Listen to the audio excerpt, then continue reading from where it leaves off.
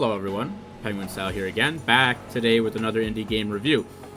This one you may have heard of. This has been a very successful game in the bullet heaven genre. This one is called Brotato. Brotato actually is one of my favorite games in this genre, and one of the ones that I've had the most time in. So essentially you play as one of over 30 characters, which I love that there's that many characters, and each one feels incredibly different to play. They each have different starting weapons and passive, both buffs and negative effects to them as well.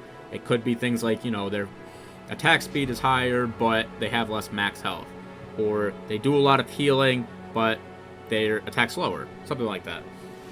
And there's over 30 characters, and they each start with different weapons.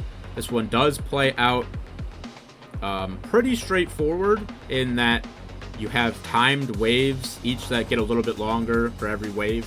You beat, like, if they start at 20 seconds and go to 30 seconds, 40 seconds, etc. And you have to just survive the waves of the enemies.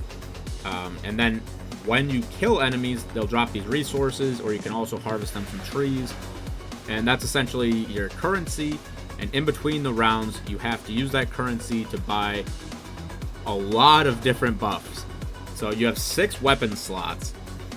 And there's a lot of different weapons. There's magic weapons, there's melee weapons, there's ranged weapons, there's things, there's different types of swords and daggers.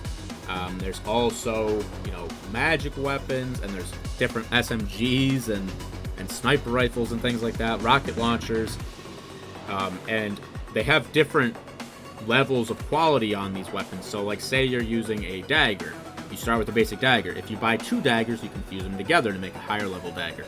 And they go all the way up to level 4, I believe. I think it's 0 to 4. I could be wrong. I could be mistaken on that one. But essentially, when you fuse them together and make the better version, they'll get higher attack speed. Or there are these special weapons that give you stats when you kill a certain numbers of enemies with it. Like, if you kill 20 enemies, you get 1 extra max health.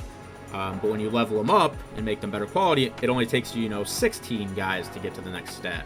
Which I always thought that was a really interesting build idea of using specific weapons to increase your max stats. There's a few different weapons in here that have that. But essentially you're surviving the waves of enemies, and then once you survive all of the waves, you have a boss encounter. There's also, I think, 7 difficulties that you can beat with each of the 30 plus characters. I would say my biggest qualm with Brotato is actually the fact that there are certain enemies that shoot projectiles. They shoot like fireballs at you.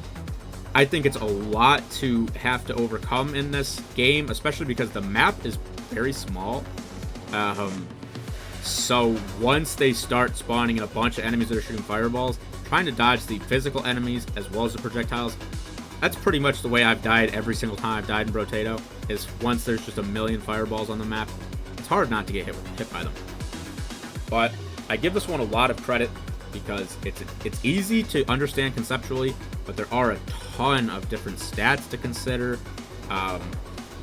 You can only have 6 weapons, but you can have a seemingly endless amount of passive abilities you can buy, and those are things like, it might be max health, it might be health regeneration, it might be life steal, it might be damage percentage, it might be attack speed, it might be range. There's also engineering that affects your turrets, because you can get all these different turrets that either heal you or shoot fire at the enemies. Or there's like one called Tyler, and he's like this little guy that spawns and like shoots lightning at the enemies. There's a ton of different builds in this. Like I said, each character plays so differently from each other. I have to give this one credit because there's a lot to see and do, and there's so many effective builds. You can go, a resource collecting build where every time you pick up a resource, there's a chance an enemy gets hit. There's a chance like you heal. There's Lumberjack shirt, which allows you to take out the trees in one hit.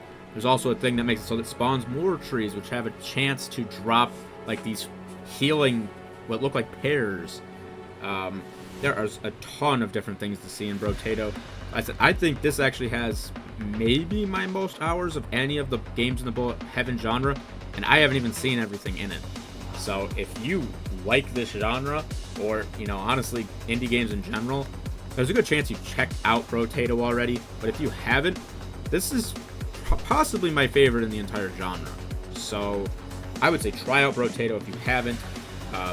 Leave a like on the video if, you know, you like what you saw here. Leave me a comment down below if, you know, you've played Brotato. Let me know what your favorite character is, or if you've beaten all the levels on any of the characters.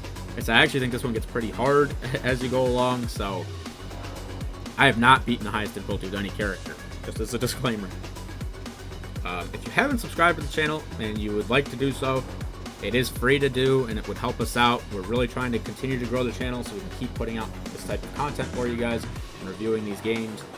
And, you know, it just makes me feel cool when, you know, somebody new subscribes. So I appreciate you guys for watching this one. Let me know what you think about Brotato down in the comments, and I'll see you guys in the next video.